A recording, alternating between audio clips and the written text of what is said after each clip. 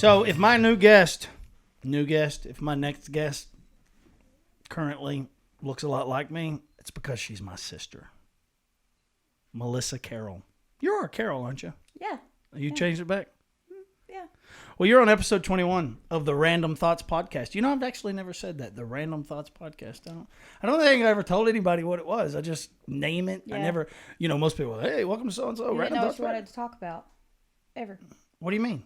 Ever. Well, no, I never introduced the show formally. Like, welcome to the Random because you didn't Thoughts. know what you wanted to talk about. Well, random shit. Yeah. Yeah, it's my favorite thing to talk about. Yeah. We're here to explore some ideas. Yeah. Me and you, I guess we talk a lot about a lot of complicated shit. Mm-hmm. And now you want to come on here and talk about it, huh? Yeah. You have a topic. Yeah. What is it? Is it too early to go into it? I don't know. Do I need to sit here and drone on? As soon as I said random thoughts, you just shut down on me. Yeah. Yeah. Well, let's get over the nerves. Like we need do to just you want me stare to at edit each this other out? for a minute. Huh? Well, no, yeah, I'm gonna edit it yeah, out. definitely.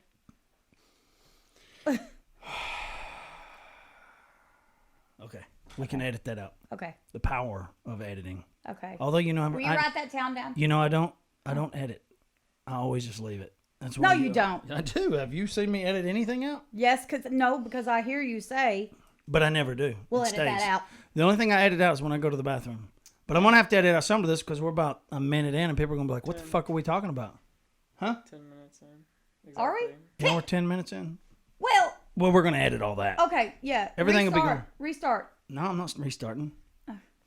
So you have a topic you want to talk about. Yeah. How to be happy. No, that ain't the topic. Being to love happy with yourself. How to be happy with you. Now, it's not a question. It's a concept that you're talking about working on. Yeah. Yeah. Well, you sent me a list of not personal. I guess it would be personal goals. Just a list of things that you've been working on, personal improvements For years. How long? How long? Years. Yeah. Yeah. Isn't it something that we should always be doing? You just happen to itemize. Yeah, them. I just didn't. I didn't realize what was wrong with me. No one does. I didn't realize why I was the screw still up in don't. the family. You're not. I am. Are you? Yes. 100%.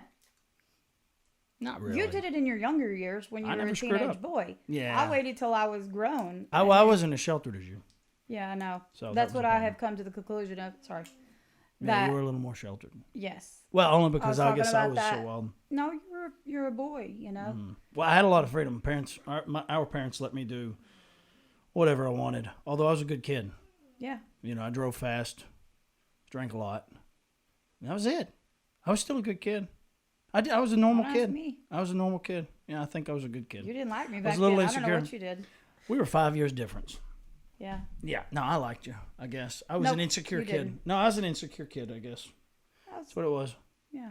I got on Like your nerves every- and Elizabeth got on my nerves. That's completely natural. So, Yeah. but I felt bad that I wouldn't spend time with you at your baseball games and stuff. Or I'm sorry, you played softball. Yep. And I reflect on it now. I had other things to do.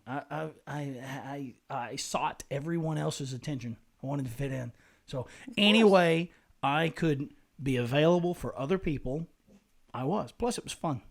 And I don't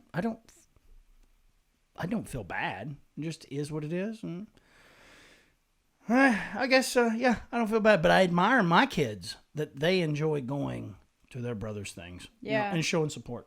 Yeah, because how far apart are they in age? Same, 5 years. All of us are Really? 5 years apart. All of my kids are 5 years apart. Well, maybe because they're all boys too. No, they're just more confident than I was.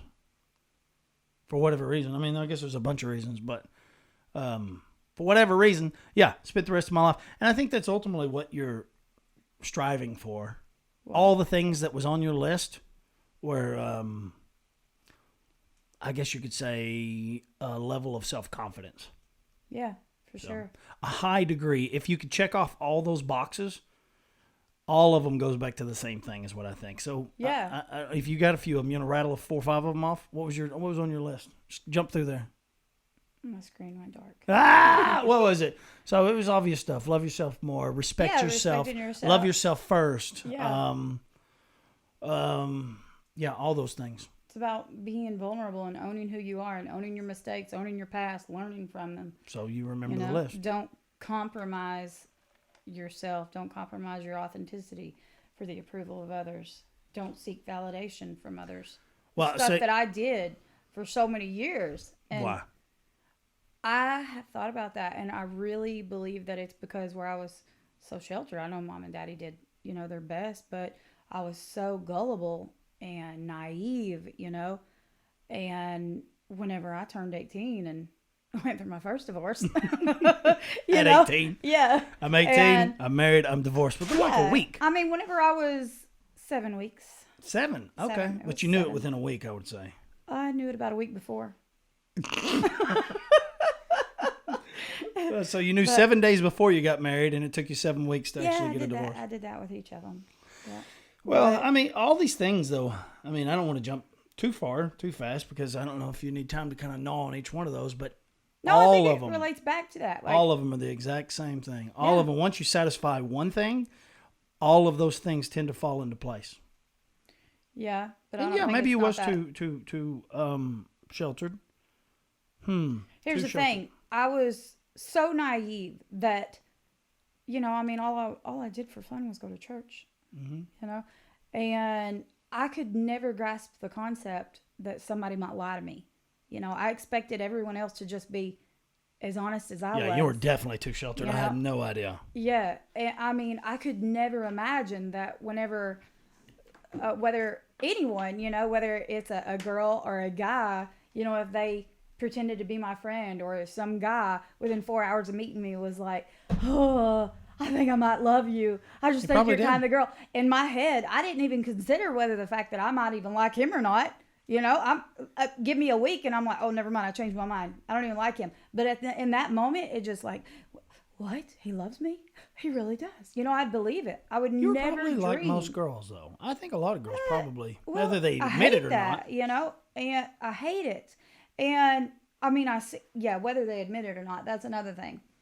But you let it go to your head before you even look and think like, I mean, I was young and dumb then, I'm not that bad, of course, anymore. But at the time, I think that if I wouldn't have been so sheltered, I might have realized at the age of 18, wait a minute, they might not be as legit, or, they might be lying, or they might just want something, or, but. Well, on some level, you're going to experience that. I mean, in some ways, you're really, really lucky.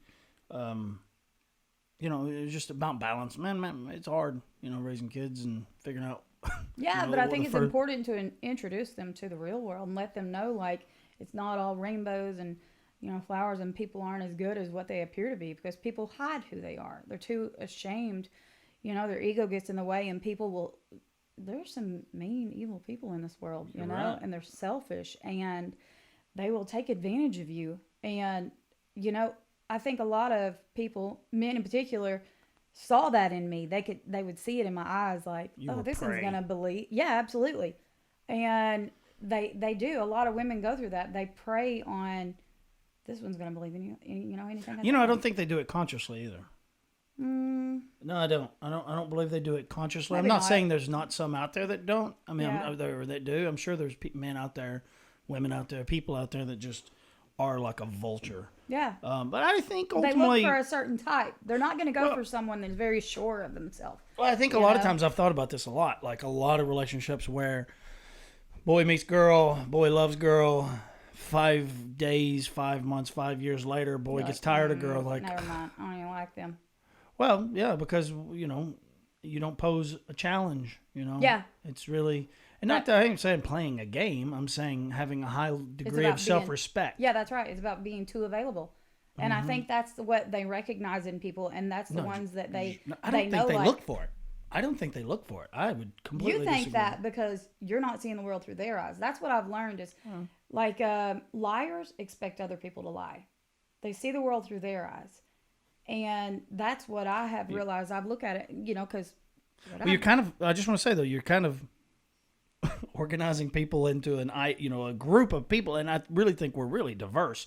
I think that we've fallen into traps. I mean, I remember where I've not treated girls the way that they should have been treated, but the reality was they didn't treat themselves in a way and so I would just lose interest. It wasn't mean or anything, but yeah, I would take advantage in the way that I would lie. Yeah, I'll be there, and I wouldn't be there. You know what I'm Yeah. saying? Cheat, dump, whatever. You know what I'm saying? I say I was going to Well, do. you were selfish. You were young, but typically people grow and they learn and they feel bad, and you're like, man, I feel bad for what I did. And Yeah, you I feel learn bad. and you And grow and you stop doing that. Well, I felt bad.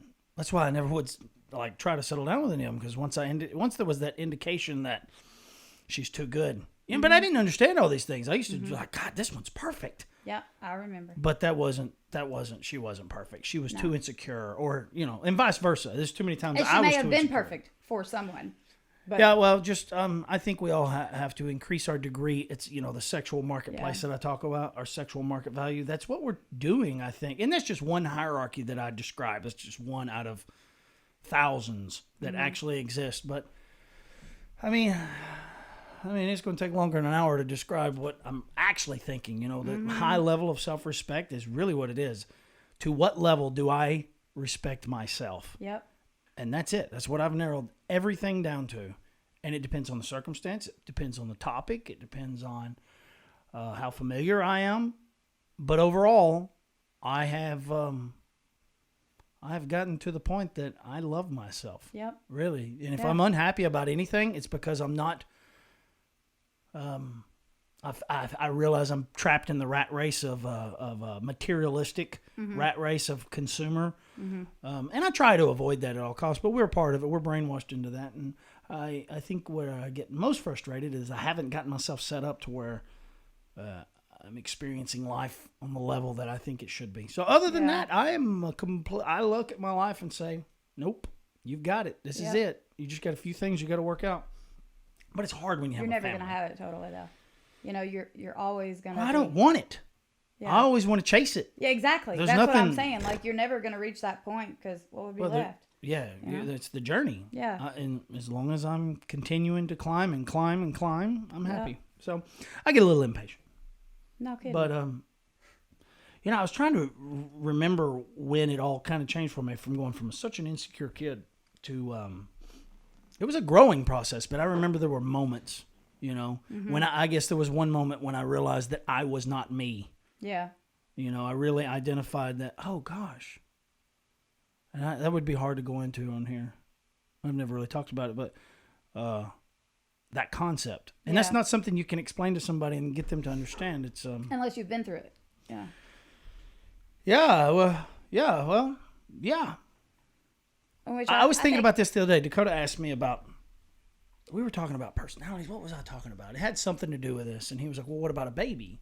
Who is a baby? The soul of a baby or whatever it was. And I was like, well, they are no one, but they have the ability to be anyone. Yeah. They're nothing but consciousness.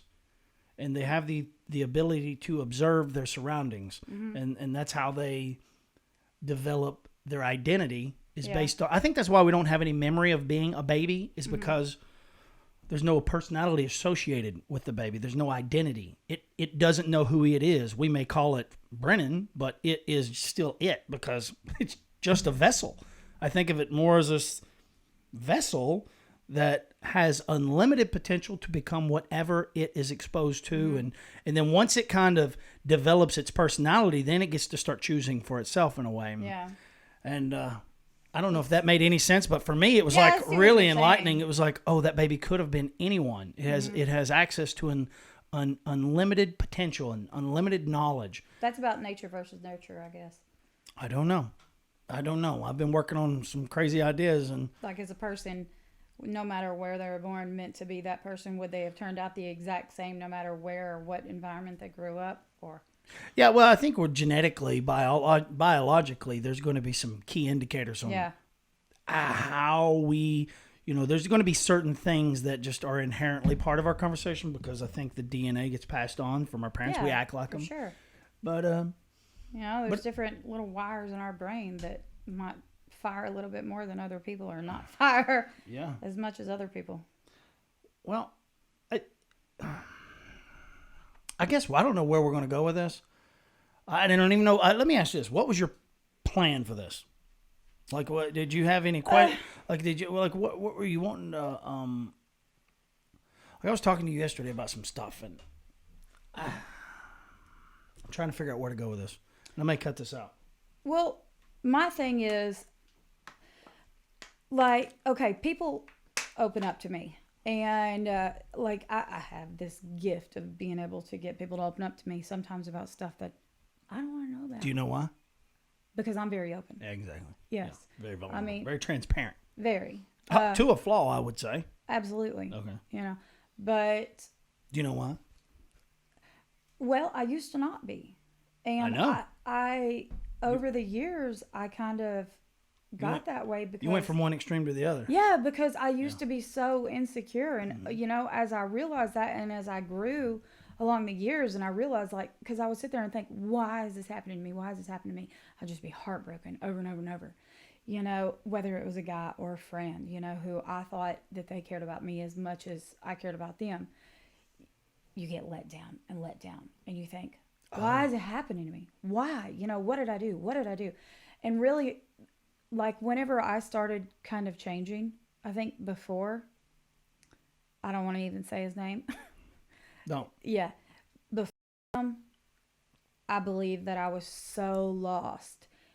And going through that divorce, like, I was the lowest I've ever been. Lowest. I was at the darkest place. And in my head, I thought, it can't get any worse than this. It can't. I could not see a light at the end of the tunnel. And that was whenever I, you know, decided that I was done. I was like, what's the point? You know, I can be miserable here. I can be miserable over there. You know, let's go over there and see what happens. Rock bottom's a good place to be. It is, you know. And that's what, once I reached that point and I went over here and a little bit of time went by and I started getting, okay, all right, I'm okay. That was whenever we started going hiking and everything. And I started, you know, seeing myself again and started reevaluating myself and how I got myself into these circumstances and how I allowed myself to get into those circumstances and allowed people. That's what I started realizing is that only happened because I allowed it to. I allowed them to treat me that way. And that was where the whole You didn't just allow it. I think you encouraged it.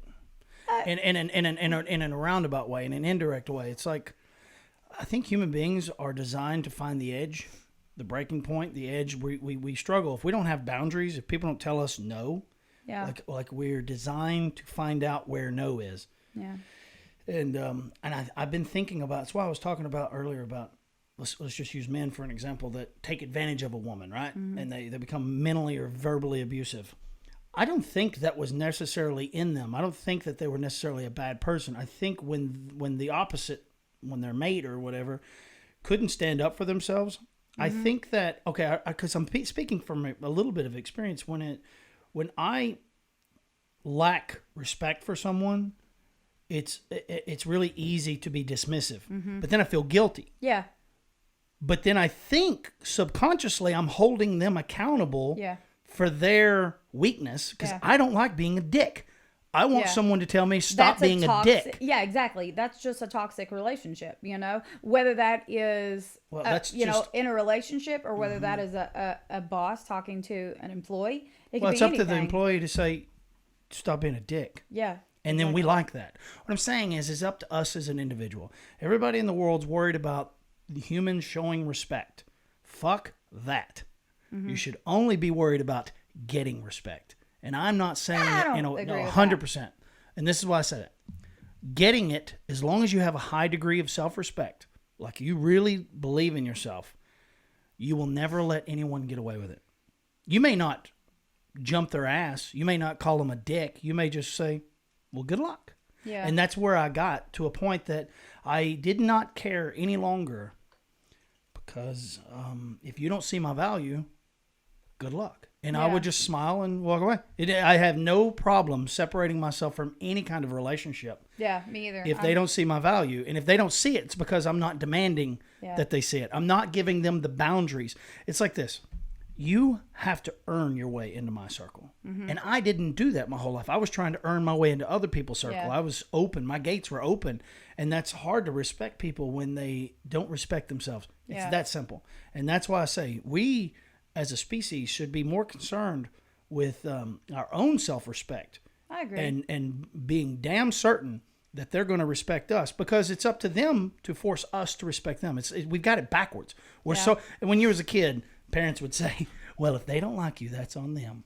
No, that's on you. Why are you wanting to hang out? Why do you have such a low self-esteem that you'd want to be associated with people that doesn't see your value? Or maybe you're a little annoying. Yeah. You know, maybe it's not a good fit for you. Maybe you're a little desperate for Yeah. people's attention, and that can be annoying. You talk too much. You ask too many questions. You get what I'm saying? Yeah. And you go home and whine to mom and dad, well, they fucking don't like me. Well, you may ought to reevaluate why you even want to be in their circle. Are you desperate? Yeah. Right?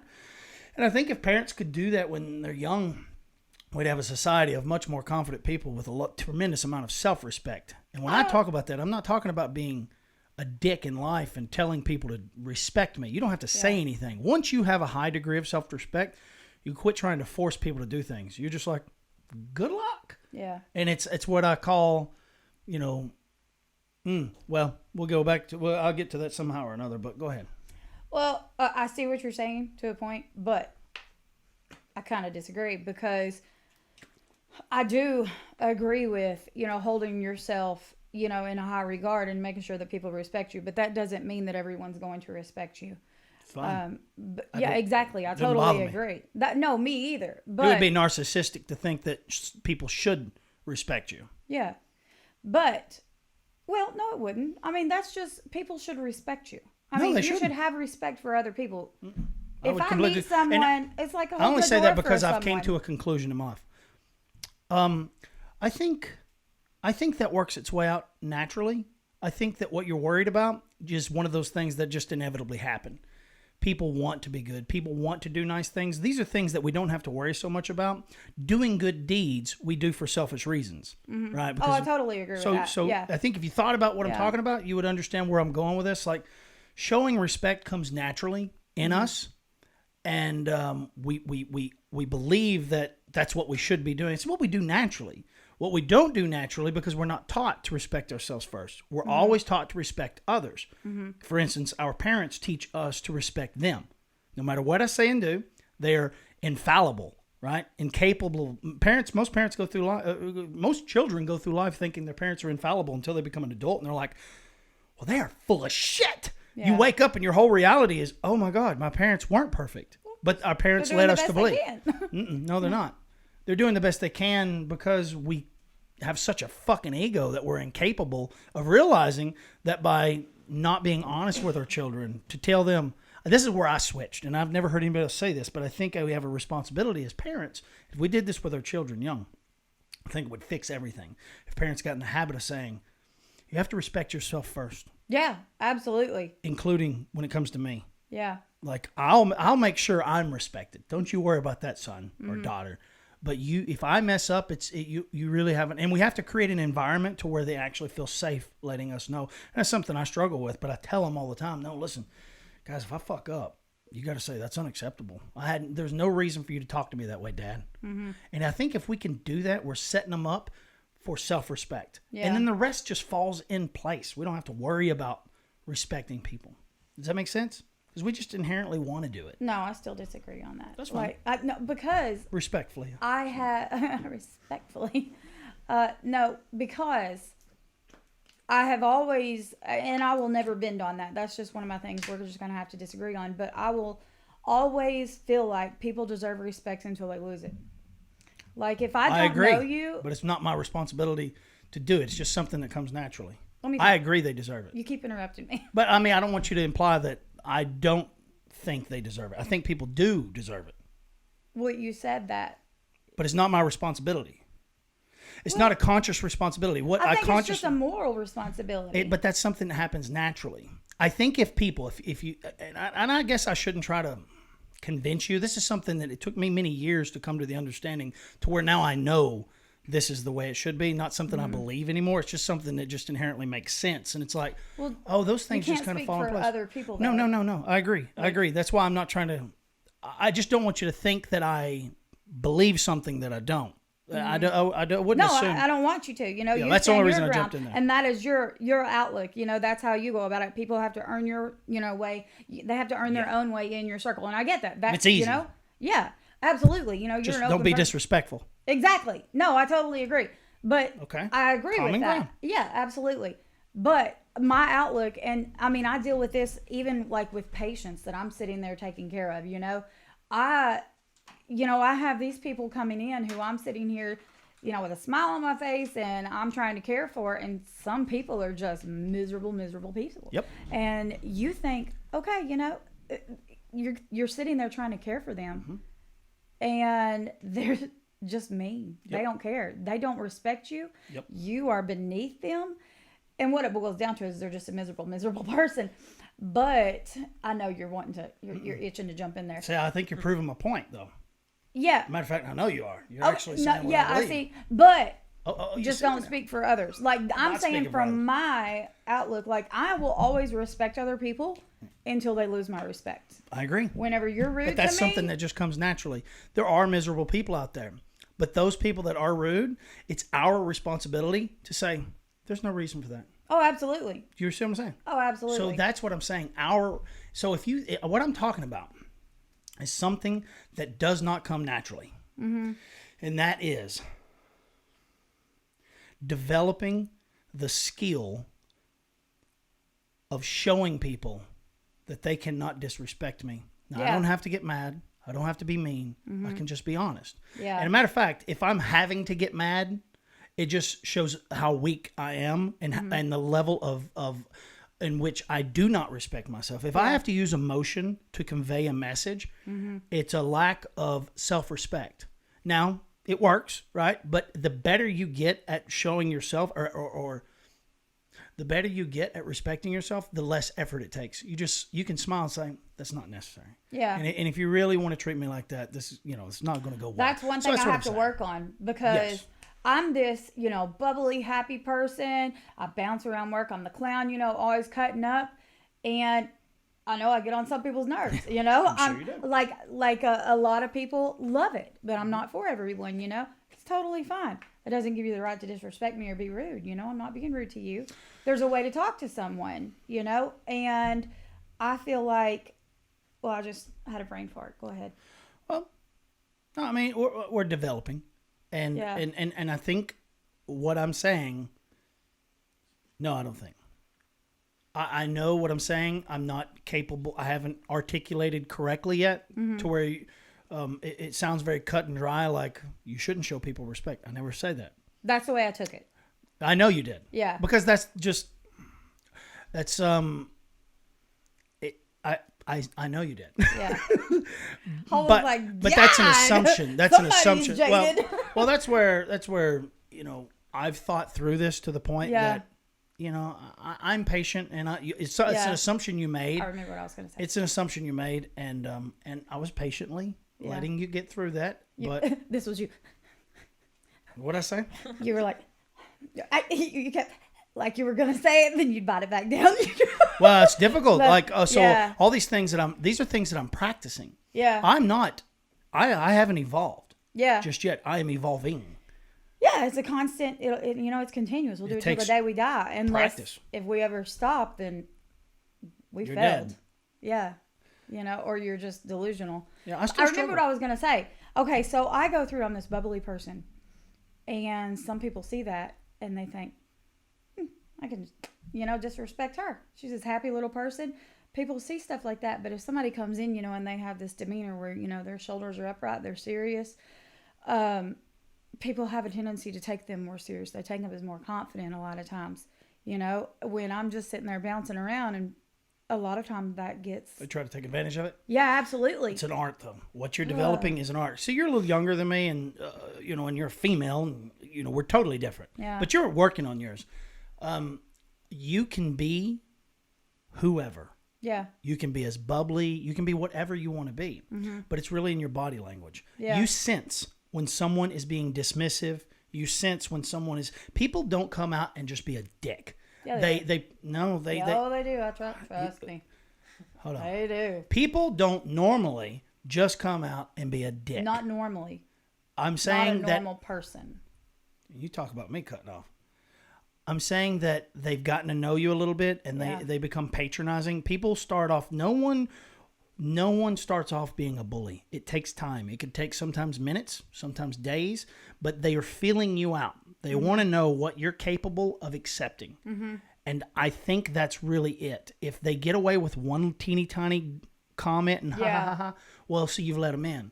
You've showed them that you don't have a high degree of self-respect, and you're not willing to address it right then. Nip it in the bud. Yeah, so that's what I'm talking about. That's the degree of self-respect I'm talking about. The moment someone makes you feel something, that's when you address it. And you can do it with body language. You can do it with body language. If you do it right out of the gate, it doesn't require a whole lot of effort. You can go from being a clown to looking at someone like that's unacceptable. It really is something you have to develop, and it's about following your gut. Yeah. And so that's the degree of self-respect that I'm talking about. Yeah. And man, that's really the fucking secret. I totally agree, because I'll go from to someone disrespecting me, and I instantly like, oh no, you know, you've waited too long. Well, it's because for years I would let people run over me and run over me and run over me. That's what we do. You know, and I developed this backbone, but now, you know, it comes out like I'll let it build up for a little while, and then by the time I say something, I described this to Joe Bean as the only way I knew to describe it is I was like a freaking Dr. Pepper bottle that somebody would sit there and shake. You know, every little comment, every little remark, every time they mistreated me, every time I let them do it and didn't say anything, didn't put a stop to it. It was like somebody just shake it. And then, and there I go. Not healthy. And then I'd sit back and be like, oh God, you know. And that's what I've been working on, just addressing things as quickly as possible, you know, and putting a stop to it, letting them know up front, no, this is not acceptable. You're not going to talk to me like this, and you can kick rocks if you want to. And the truth is, if you do it right, you never even have to get to that point. Yeah. The only time you ever have to get to that point is because you've let it go too many times. You 100%. sense it. And a lot of times people say, well, you should be the higher person and not. Look. But 80% of our communication, sub-communications, body language. And the way that I look away from you indicated. So when you're looking at me, if I break eye contact, just that right there. Focus on maintaining eye contact. Just start with that. Focus on not cowering down. Yeah. That is the high degree of self-respect, right? It doesn't have to get to a fight. Bullies don't happen overnight. They happen over time, right? They check you. They try to be funny in front of their friends, their coworkers.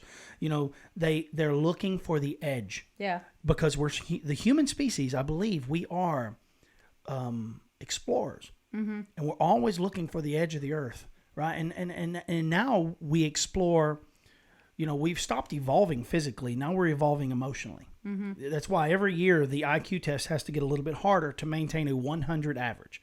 So every year, if you took an IQ test 10 years ago, it would be 10 times harder today. I don't know about 10 times. That may be a little extreme, but it's harder every year because we're developing so rapidly, emotionally and cognitively. I was saying that to say something. Oh, yeah. So I think that's what we're doing now as a species. I don't think these are bad people. I think these are lost people. People are like, where's the edge? Look, I say this a lot. You know, when the boys were young, I would say, do you want milk or juice? Tea. You're right? Yeah. When you give people choices, they struggle with that. And, you know, it's really hard. If you just give them water, they're happy. Or you give them whatever, they're happy.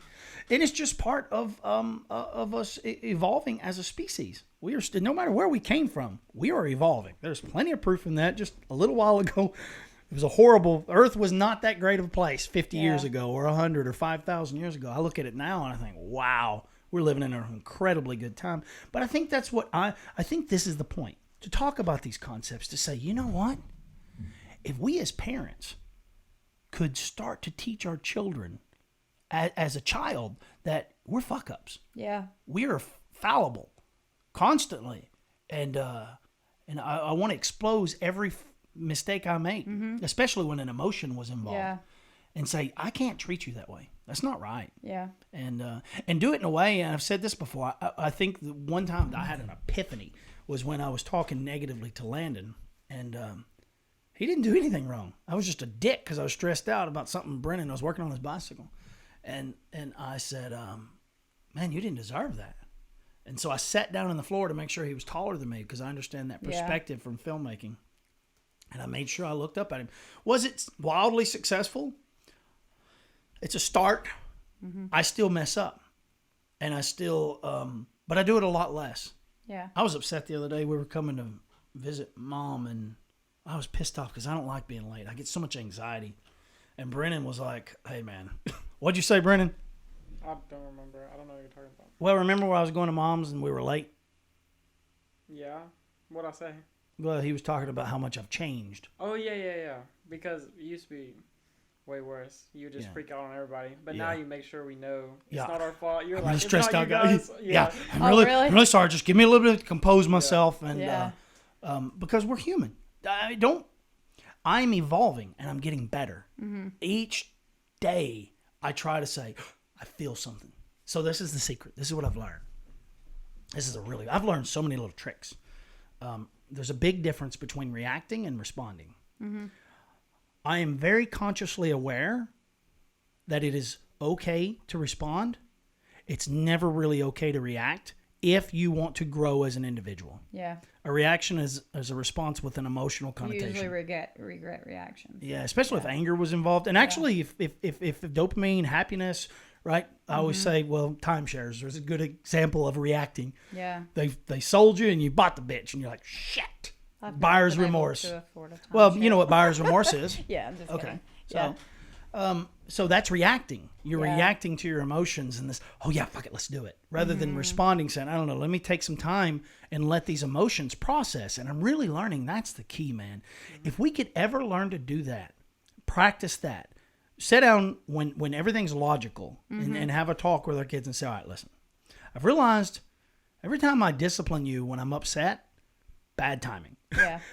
I think what we should do is say, hey, let me wait until I process these. Because, man, 5 minutes later, you're a different person. Oh, yeah. Yeah, for sure.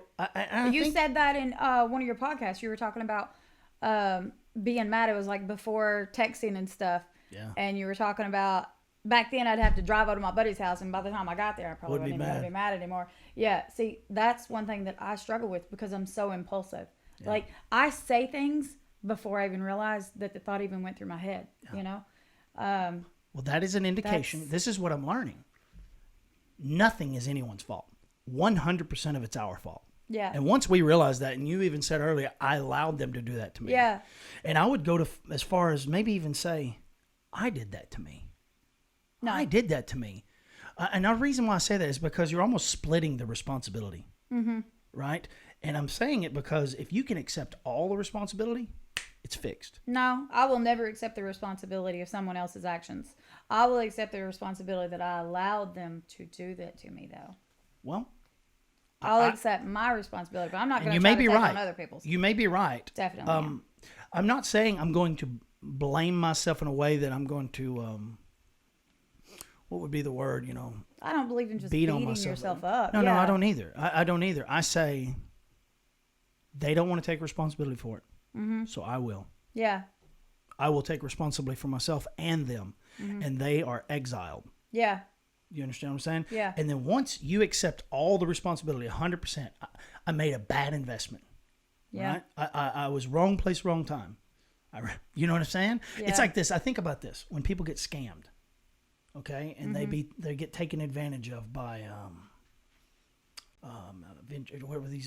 where they take scammers. What are they called? Where they scam everybody? Scammers? No. But yeah, with the Ponzi schemes. I've never heard of that. You never heard of a Ponzi scheme where someone has a lot of charisma? They convince people to invest. They tell them about, oh, this is going to be your return, and they get millions, sometimes hundreds of millions of dollars. You never heard about any Ponzi schemes? You've probably seen movies on it. The woman in Australia right now that they found the foot washed up on the bank. It was a Ponzi scheme. They believe she actually cut her own foot off. Con artist. Well, there's a lot of con artists, but a Ponzi scheme, yes, they're a con artist. Well, what I'm saying is that the people that were conned were every bit as much guilty as the people that did the conning. Mm-hmm. Because if it's too good to be true, it's probably not true. No, it is 1,000% not true. Yeah. And you're chasing that quick dollar. I call it now. I've been calling it short-term investments. What else? Short-term gains lead to long-term misery, and I want it now. Yeah. Right? I want to feel love now. I want to feel respect now. I want to be accepted now. Yep. And 100% our fault. And 100%. I can only speak for myself because something else I've been thinking about and working on is believing. Mm-hmm. This is not something I believe anymore. Yeah. This is something I know because I've discovered it within me, and it's just the way it is for me. And I guess ultimately what I'm trying to do is share what I know, not necessarily what I believe in these cases. because it was life-changing for me. It was like so easy. It's like, oh my God, it was really my fault. Yeah. I wanted to be accepted. I wanted their attention. Exactly. That's the epiphany that I had, you know, and it took reading books and, you know, and I mean, I had to take some time back and really just reevaluate everything. Like, how did I, you know, why am I this way? And why do I, you know, it was all about reevaluating myself and seeing the big picture. This is good. I know you're wanting to jump in. No, this is really good. You took me right to a place that I want to be, and I'll let you finish. Yeah. I'm really excited about it. That's what we were talking about, though, earlier is, you know, it was whenever I realized that I started working on myself, you know, and that's been almost 10 years. It was about 8 years ago, you know, that I've really been working on myself. And boy, do I have a long way to go. But man, I can say with complete confidence that I have come such a long way. For so long, I was so down on myself. You know, I would be embarrassed of myself. I'd be too loud, or, you know, and then I'd leave and I'd be like, God, you look like an idiot, you know, when in all reality, that's just me, you know? And I do it all the time. Yeah, you know, I woke up at 3 o'clock in the morning on my last podcast, 3 a.m. with Bill Shaw. I went to bed, woke up at 3 a.m. and was thinking about the things that I was talking about, and I was thinking, you're beating yourself up. And I think that's okay. I am my biggest critic. Well, I was self-reflecting, and I was right. Because it's funny, because the next day I get a message, or maybe it was that night, why are you talking about that stuff? It was horrible shit that I probably shouldn't have been sharing on the podcast, and I was hyper aware of it. Yeah. When I was saying, I was even second guessing myself, I shouldn't talk about that stuff. You know, just because you're exploring it, maybe people aren't ready to hear those things, and I really scratched the surface. But I also realized when I woke up at 3 o'clock in the morning was not the fact that I had that conversation on air. It was because I realized where I'd gone. Yeah. And the darkness that I had kind of dove into, and I realized, oh, you know what? Oh, you're talking about the white belly thing? Yeah. These are important things, but they are starting to consume you in a negative way. And I've been studying the negative side of life for a while to understand, you know. And I realized, oh, you need to take a break. What happened to happy-go-lucky, not have a care in the world? The light. Well, it's about balance. Yeah. It's about balance. So, and it's about being lucky enough to recognize your body's always telling you. Yeah. It's always saying, nope.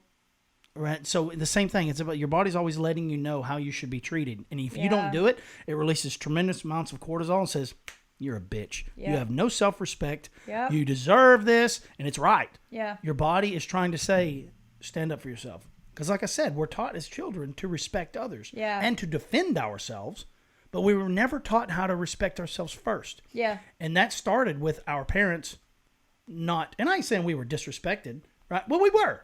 We were. All parents do this. You know, I still do it to an extent. I try not to. I but, do. Like, you try to something I'm working on. You know? I don't want my kids to be scared of it. Anyways, look, what I'm saying is, you said something. You were talking about something, and I was going to get back to it. It was about, oh, shit. I just said I was going to jump into it. It was really exciting. Why I told you you need like a notepad. It'll come to me. It was about knowing. Okay, I got it. So, books, internet, all this information. Wow, I've made some incredible discoveries lately. Actually, over several years, and now I'm starting to really understand. I know, and I've discovered that anything you ever wanted to know is within you. As crazy as that may sound to anyone that has heard that, and I accept the fact that you don't believe me. That's a whole nother concept. So I was thinking about the difference between belief and knowing. Yeah. To believe in something or to know something, and the power of the difference in that. And I know you've been asked the question, do you believe me or do you believe this? And you're like, no, I know. Yeah. When you're so confident, you don't try to prove it anymore. Yeah. When you know something and someone disagrees with you, you're like, whatever. Yeah. And not even in an eye rolling. It's just more like, okay, no, I accept that they haven't discovered this yet because they have a faith-based belief. Yeah. Their belief, to believe in something, it requires faith. Yeah. Faith in the person that told you, faith in the book that you read.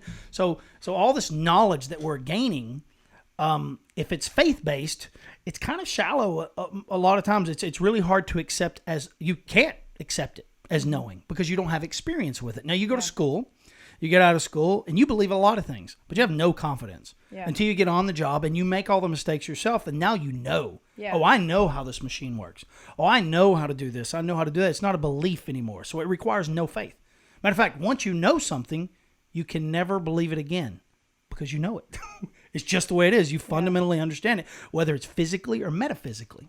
So this is what I was thinking about, is all these discoveries I made in my own mind from doing something. And I don't know, it's something I've always done. I just didn't know what it was called. It's called first principles. And I guess the way that I would sum it up would be to say, every time you discover an answer, that answer should be no more than another question. Why? You never stop. Yeah. And you keep going. But not even asking someone, asking yourself, why does that, why? And you get an answer. Why am I insecure? Why do I let him treat me that way? Yeah. Right? And you get an answer. Oh, it's because of the way I was raised. Okay. Why? And you keep doing that, and it'll take you in a bunch of different directions. There's a lot of whys. And each one of those may need to be answered. But once you get to the end, you come to something called first principles. Right? And it's the beginning. It's the root cause, you could say. And then once you get there, it's an epiphany. You're like, oh my God, I know why. And you stop. After that, then everything, like it just starts revealing itself in books, little tricks on how to do it and how to get better. And all these books, until we can ask the questions ourselves, we really struggle to identify how these elements in these books can really benefit us. We can say, oh, that's great because I believe it, but it doesn't stick with me. Yeah. Once I know it, it's part of me. Yeah. And people are like, Nathan, you have a great memory. Nope. Don't remember anything. But once I know something, it's a part of who I am, so I can regurgitate it constantly. It was so funny, man. You were talking about something, knowing, and then bam, there it was in a book. You know? Yeah. Isn't that crazy? Once Brene Brown, I literally turned on my book and boom, that was the chapter that came up. Well, you would have seen it 1,000 times and it would have never registered. And I was listening, and what it registered for me at is, and I had never used that terminology. It was about Carl Jung. He was being asked a question about his childhood and whether or not he believed in God. And I don't want to turn this into a religious debate, but please no. No, I'm not. But this is where I've discovered it, because I'd already believed this way. I didn't know how to describe it. But they were asking him, he's like, hey, when you were a child, did you believe in God? He's like, absolutely, I believed in God. He was raised in 1870s, ended up dying in the 60s, 1960s. And he's like, well, do you believe in God now? And his response was, I can't, because I know. And when he said that, it was like I instantly identified with it, not because I thought it was a smart statement. It's because I knew what he was talking about. Mm-hmm. I was at a point in my life, and so many things. Now, most things in life, I think we just believe. Yeah. And but once you get to the point that you know, it's a part of who you are. Yeah. And I think that's where I went on about the baby and just self-discovery. Everything you ever wanted to know is all in there. And that's a conversation I'm dying to have about consciousness. Is something I've really been working on, and nobody understands, but it's a fascinating thought to have. But yeah, everything you're working on, all the list that you have, all go back to one place. I looked at the whole list and I thought, once she knows, it'll be easy. It's like instant. You're like, oh my God, now I know. Yeah. You believe all these things you read from Brene Brown. You believe all these self-help books. You have faith in them. You've seen the difference it's made in your life. You've seen the difference it's made in other people's lives, the success she's had. But once you know what the problem is, all that information is like, oh my God, I know how to apply this. I know why not. That's the thing. You may know these things about yourself, like everything that I have read or heard, listened to on podcasts, anything like that. It's things that I know about myself. I'm very well aware of it, but for some reason, when you hear it out loud, when you hear another person say it, it resonates with you. It resonates with you, and it makes it more clear. I think it's like whenever you go to talk to a doctor, and you pay them all this money to tell them everything that you already know. Like, correct. I know this is the problem. You're giving them symptoms. Yes. What you have there? They don't even tell you how to fix it. You just say it out loud. Describe what this is. There are a list of problems or symptoms. Solutions. Those are not solutions. Those are solutions. Those are symptoms. If you ruined if you just consider this for a second. Depends on how it's worded. If you went to the doctor and you gave them that list, right? Now this is the things I'm working on. Yeah. Those are symptoms from something deeper. What is that deeper thing? I could tell you And you might even believe me. Yeah. It's irrelevant until you know it for yourself. It's when you say it and you're like, oh, you know, even though you could say it 100 times, you have to hear it, and it has to be something that hits you. And that's whenever you, oh, I get it. Like, this is why these things are happening. And we've gotten so sidetracked, by the way. No, we haven't. We're on track. Put that closer to you. We're on track. This is exactly what we're supposed to be talking about, because this is where random thoughts took us.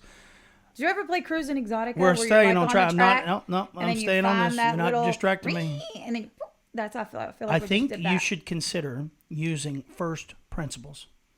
And instead of going to these books for the answers, you should spend more time in your own mind, whether that just be daydreaming. Now, listen, it's an art. It's an art, because most people think they're thinking, and they are not. They're cycling the same negative thought over and over and over and never really get anywhere. And they ask a question, oh my God, I know what's wrong with me. Yeah. But they stop and there. then they stop. Yeah. They get so excited they found the answer, but that wasn't the answer. Yeah. That was another symptom. So that process takes years to develop. I mean, you could spend the rest of your life developing, and I do. I'm still working on it, and not shortchanging the process of first principles. It's how science is done. It's how any discovery that was ever made, unless it was accidental, it was all really done by first principles. Think about this. Every book that was ever written, where did it come from? That's a lot of silence. Sorry. So that's a lot of silence. I don't want to go I thought you were going to answer your own question. Okay, Someone's mind. One book may have inspired another book, but all the information that's ever existed came from our consciousness. Well, that's what I was going to say. I'm saying you your get answers. Inspiration. Yeah, but it all started other somewhere. Things, though, not always, but you can get inspiration from other things. I agree, but the answer's in you, not in those books. Yeah. Now, those books will assist you, right? Once I make these discoveries, then I go to the books. Then I go searching for Carl Jung, because I'm like, oh God, I have a discovery, and I'm thinking about dreams, and I'm thinking about daydreaming, and so he's the guy I go to, because he's really fluent in this information. Here's how I'm thinking about it. Okay, I see what you're saying, but it's like, I want to learn calculus. I'm not just going to sit here and say, all right. It's in you. Of course, crazy as that sounds. Of course it is. You know, you can do it. It's you math. Can figure it Mathematics out. is a universal language. Okay, but you can't just learn calculus. Yeah, you can, because it came from man's mind. Listen, because calculus always existed. Mathematics always existed. Of course it did. But you can. If I give you a sheet of calculus and say, no, I couldn't do it. I couldn't exactly. unless Someone I wanted to. show You have to have the desire or the want. But I truly believe I could reverse engineer calculus. I mean, it was discovered. It's a universal maybe language. You have a higher IQ. No. What I'm talking about is the answer is inside of you, but it requires a tremendous amount of effort to discover it, without distraction, without the radio, it's a process. I would consider it meditating, right? And we see movies, and I think meditating looks ridiculous, but then once I realized what it was, it's what we're doing, all of us, but most people just aren't good at it. And so I can't meditate. I've tried. I can't shut off my mind. I will think about trying to stop thinking. But you're not supposed to shut off your mind. It's not like that. You're supposed to stop thinking. No, so you've seen some Hollywood version of it, or somebody's guru version of it.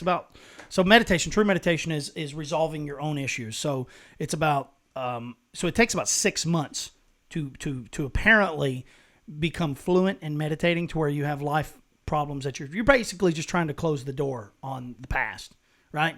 And that's another important thing that I want to talk about, the difference between the past and the future. And if you're ever looking at the past, right, and not just remembering the past, and like if you're looking at the past because you're telling a story, you're reflecting on something. Let me tell you about this time. Well, that's important. But if you're looking at it for any other reason, you're not moving forward. If you're ever reflecting, if you're ever dwelling on the past, you are reflecting. I think of it as a positive light. That's the terminology I would use for that. Reflecting on something. Reflecting or learning. Or even something negative. Like, yes. You can learn from the past. But if I'm dwelling on it, I'm not going forward. So I spend no time in the past. Zero. It's literally none. Unless I'm telling a story. In the past that you're trying to learn from? Unresolved. No, I don't dwell on anything. It's not about dwelling, but you learn from it. Just like not how so you much. used to be with your temper. No. Don't speak for me. I was thinking about this. I thought, what do I think about in my past? And no, but that's not the same thing. That's recognizing that I have an inherent flaw, right? Yeah. I'm not thinking about the mistakes that I made in my past. I'm not thinking about the times I messed up and disciplining my children. Like those things don't even occur to me because I accepted them and I was able to move on. And I think that's what meditation, no, I don't think that's what meditation is coming to a point of acceptance. And once you know, you move forward. So once you get really good at it, all you have to do is process. And I don't do this, by the way. I don't feel like it's something I need to do. But what I'll say is, once you get to a point and you've resolved all your past circumstances, all your past drama, and you get to a point of acceptance, then all you have to do is the daily things, like what was bothering you yesterday. And it shouldn't take more than a half hour to kind of come some kind of, I don't know about conclusion, but acceptance, some level of, okay, that makes sense. And I tell you what, I think the reason why I was so good at it is because I figured out and I know that it was all my fault. Everything.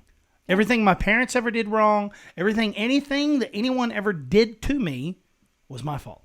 Now, that's what I know. It was the easy shortcut for me to process it all. Yeah. And I have no resentment. And I actually understand why they did it. I got to an understanding of why through using first principles. But that's something I've been developing for 30 years. You know, it's something I've been working on my whole life. And I guess I said it there. I think so anyways, I guess meditation. I don't really meditate I don't do that anymore. I think what I think about is the whys of life, and I'm constantly rendering down my answers. Every answer is another question until I get to a point, and it's really more of a daydream. It's really more of just, I was trying to imagine how you describe it. You know, how do you do this, Nathan? And it would probably sound crazy if you could see my brain, but I don't sit there and regurgitate the same thought over and over and over. Mm-hmm. I think that's what people tend to do, and they sit there and cycle that. Well, I don't do that. I process through it very quickly. Yeah. And I get to a conclusion. Okay, this makes sense. Yeah. But anyways, research first principles. And I think it may help you to determine the whys that you have. Yeah.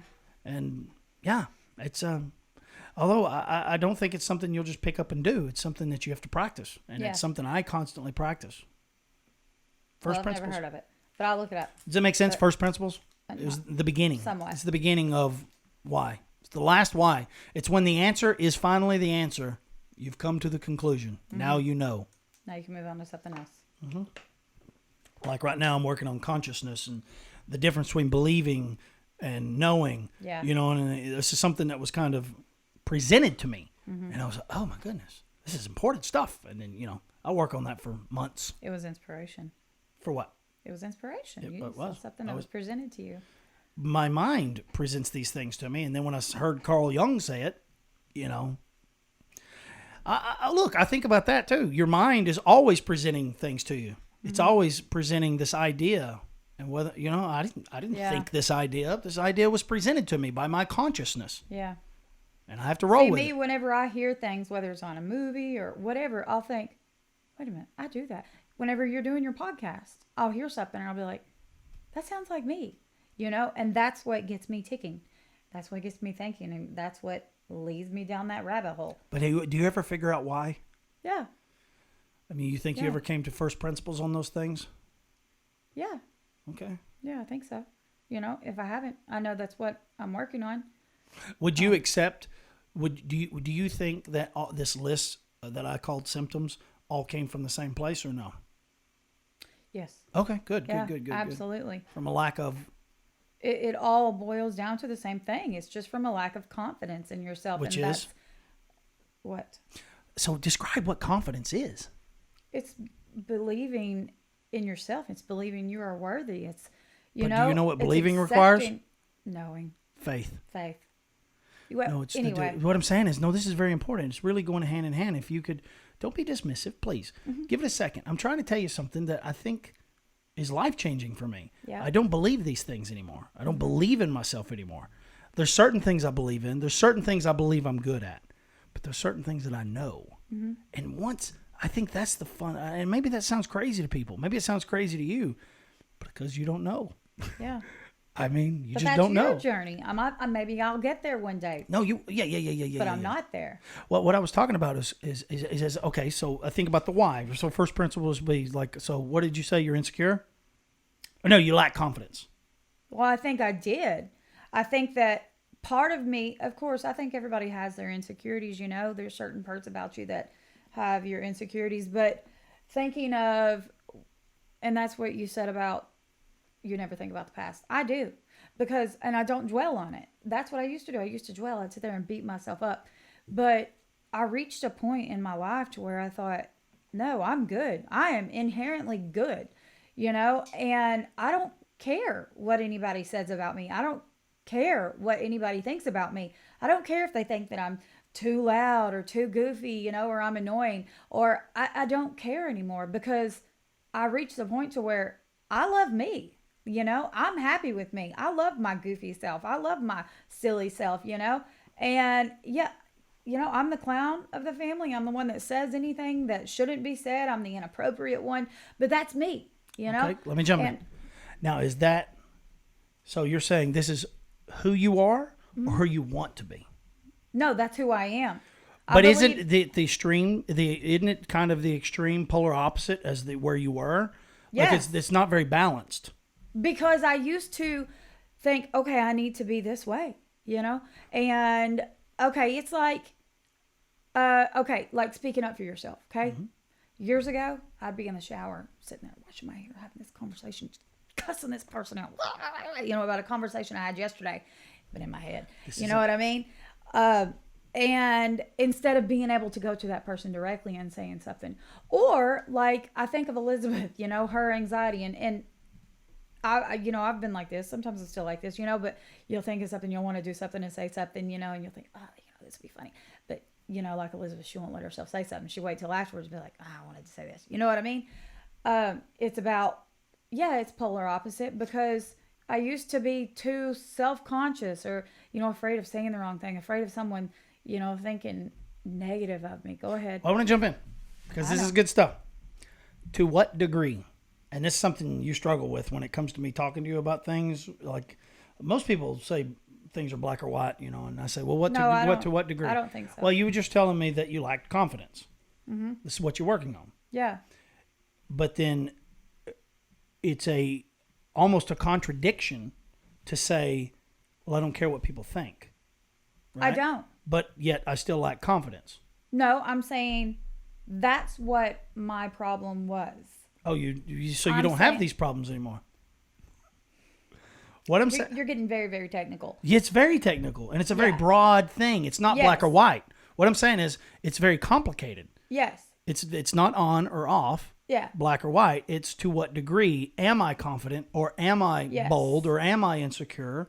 And what I'm saying is we have a list of things that you want to work on, right? You have a list of things. Well, it's not really a list of things that, like I'm saying, I want to work on. It's things, of course, that I do and that I have, and things that I want to. But I think it's stuff that I'm not just talking about me. The reason I want to talk about this was because I believe that these are things that a lot of people struggle with. Everybody. Yeah. And it's I see people struggling. I see the people that can't stand up for themselves, and I feel sorry for them because I used to be that person, and I can't stand it when people are taken advantage of, those ones that can't speak up for themselves. And you're saying like that's gray, blah, blah, blah, blah. But whenever you say this is contradicting this, it's kind of making it black and white. To say that, I'm not saying, I'm saying what you're saying is contradicting. Like, it's almost like I feel like these people understand what I'm saying. Yeah, I know. I don't think neither one of us understand what the other one's saying. But like, I go back to, okay, so I'm trying to let you discover these things for yourself without me even saying anything. But like, okay, like first principles, you lack confidence, right? No, I don't believe I do anymore. See, that's what I'm saying. That's very black or white. See, Yeah, I lack confidence. Oh yeah, I'm working areas. in all areas that I'm getting better. But I can't just say I don't have any confidence. No, I didn't say that. You know what I mean? But see, that's what I'm trying to say. Things are not on or off. Yeah. And until you get to understand, oh, I am this or I am not that, that is not a possibility. You can't be something or something else. Like you're on some spectrum. You're on some, so you can't use, so when you're around me at least, you can't use like words like that because I'm like, oh, those are holding you back because you believe this, but it's just Words not true. Like what? You believe that you're not, okay, you're believing the words you're using are reinforcing your thought process and it's holding you back from discovering your truth. Well, I didn't have confidence on that list. You brought confidence into it. But that list is a lack of confidence. Well, it's actually more than that. Well, what's a lack of confidence? I don't know. You tell me. It's a lack of self-respect. Yeah. That's what my thing was, is it's about having respect for yourself. But you have to love yourself in order to have respect for yourself. That's where it's complicated. Let me think about that. You have to love yourself to have respect for yourself. See, I like what you're saying, and it sounds pretty. Don't think about it too much. Trust me, that's the problem, Melissa. People don't think about it. You have to think about it because you won't ever get to your answer. I'm saying that all these problems that we have all come from the same place. Once I respect myself enough to stand up for myself without using emotion, I begin to love myself on a level that is indescribable. And it's not like, ooh, I'm about myself. It's, we'll say, oh, I don't care what people think. That's a very bold thing. I'm not worried about what anybody thinks. You can't let it affect you. That's my point. Once you know, it won't affect you. Like it can't affect you anymore. What I'm talking about, I know this is frustrating for you because we're seeing, I'm in a different place. Once you're growing from the inside and you become to the conclusion, you're like, oh my God, I know what this is. It won't affect you anymore. Yes, if somebody says something like if you yelled at me, my body, my biology is going to kick in and say, what the hell was that for? Right? But I can talk about all these things and I truly don't care what people think because everyone has their own opinions. Well, no, I've gotten to a point that I know what I'm saying. I know it because it's inside of me. Yeah. What I'm talking about is the truth that is inside of me. And anyways, I talk about confidence and cocky. That alpha beta spectrum. And when people are cocky, it's I want you to believe, right? When I'm trying to correct you, it's I want you to believe. That's a very beta mindset to try to convince people how I feel. You know what I'm saying? And then confidence or self-confidence would be the opposite of that. It's like you stop trying to prove yourself. It's like, okay, they don't want this and you know what I mean? Or that's all I'm saying. Oh, I've looked at people many times and said, who are you trying to convince, me or you? When it's I'm this and I'm that and blah, blah, blah, and they're trying to convince you, but they're also trying to convince themselves. I realized that's what I was doing here. Say it so many times that what I'm doing here is the same thing. For many, many years now, I've tried to have this conversation with you. And the reason why I like to record it is because it gives us something to reflect on. We get to go back and hear ourselves, and we'll learn a lot from this conversation. Yeah. Until you get to see yourself back, you know what I mean? We're unaware of the mistakes or the way we think until we get to see it back. So I think that's the benefit of this. I honestly think that we came to a deadlock because I've realized, I'm trying to convince her. And that's not going anywhere because you don't understand what I'm saying.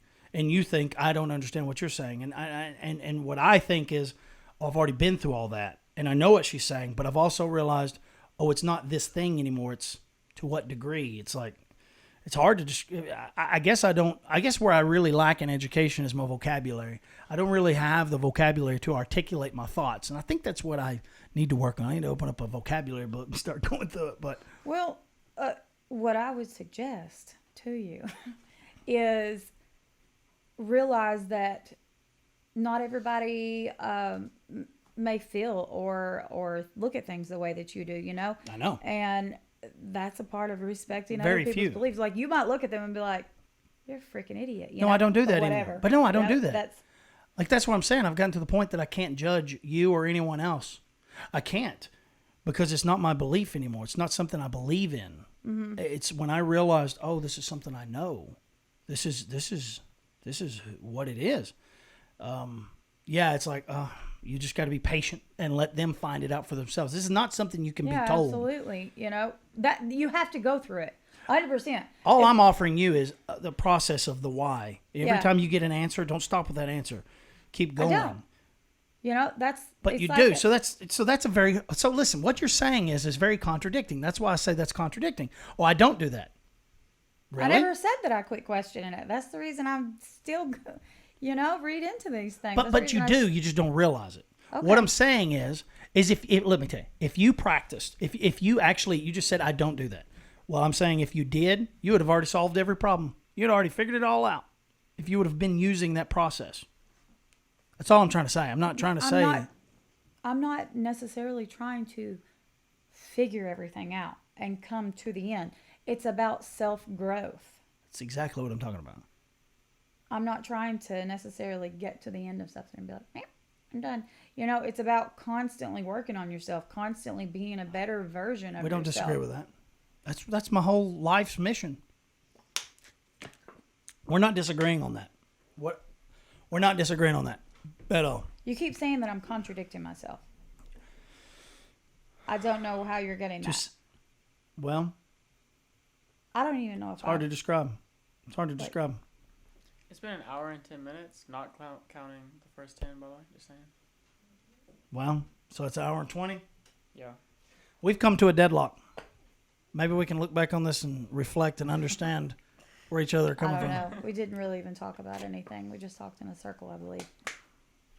We couldn't come to any kind of common ground. Although I think we were a lot closer than what you think. But this is because I think maybe we're related. I think I struggle to communicate with family. I think that you you might be right. not respect me enough to listen to what I have to say.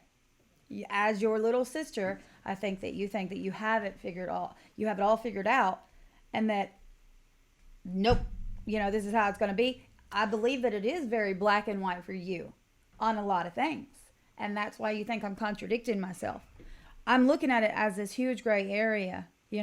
Nothing is black, nothing is white. It's all gray. It's all about growth. It's all about learning. And I believe that you don't respect me enough to actually listen to what I have to say. You think that I don't know anything, and I don't think that I know it all. See, that's I didn't very, even scratch those the are very surface on extreme anything. statements. Everything's very extreme. Yeah, that's my point. I asked you to read off the list, and you said the thing went dead. You said the screen went black. I said read some things off. Okay, you can watch it back. I'm pretty sure that's what you said. It did, but we started talking about things, but we didn't even really scratch the surface on anything that we wanted to talk about. I did. You did. You must have a lack of self-respect. I must. You should have stepped up and spoke your mind. Okay. See, that's I knew what I wanted to talk about because that's all I could possibly know. I couldn't imagine what you wanted to talk about other than the list. I seen the list. I said, oh, shit, every one of these come from the same place. Yeah, but... Okay. But that's all I know. I can't imagine where you wanted to go. Because you haven't... Anyway. No, I mean, I'd have no problem discussing each one of those things on the list. I'm not talking the whole about time. discussion, going down that list. But I don't know what you want to discuss until you make me aware of it. I mean, it requires some effort on your part to say, hey, no, I want to talk about this. We just went down rabbit holes. It's normal. It's what I always do. Okay.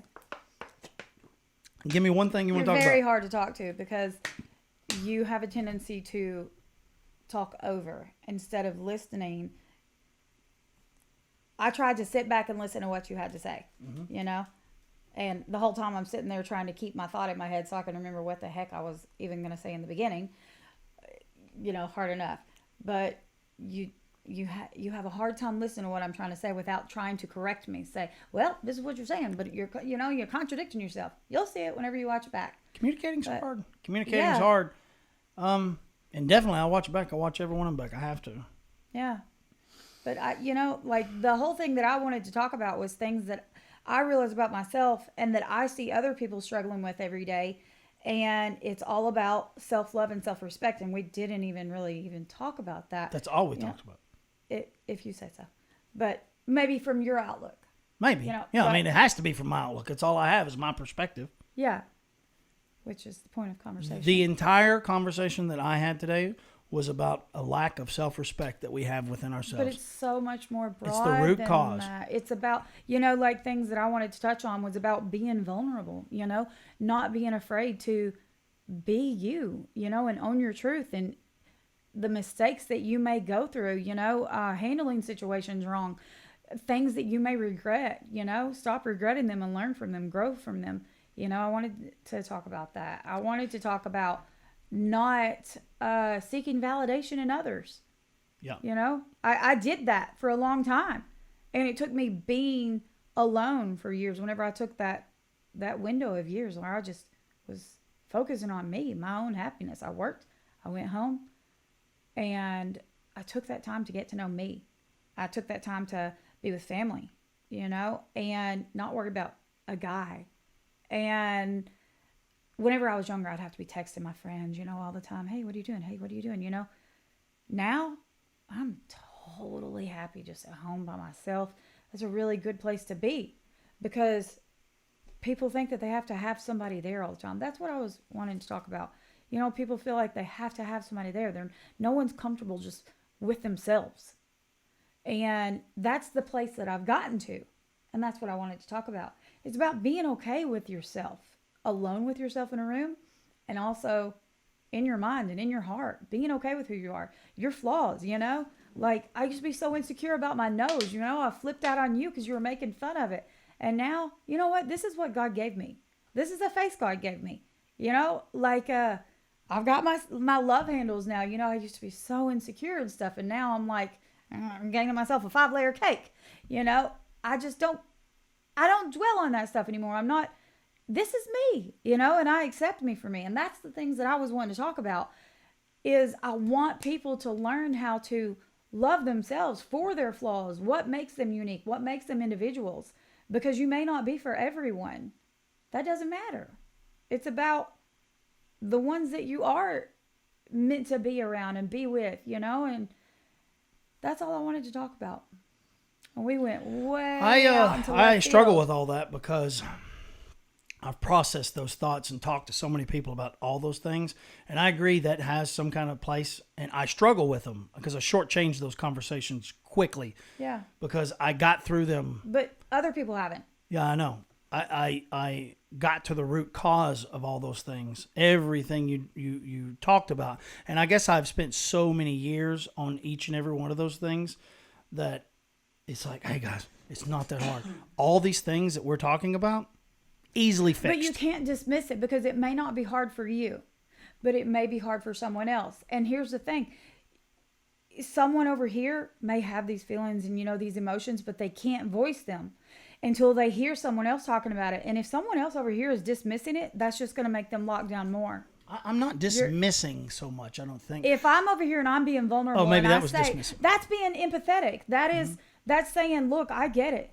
This is what I've been through. And, you know, okay, this is what I'll use as an example.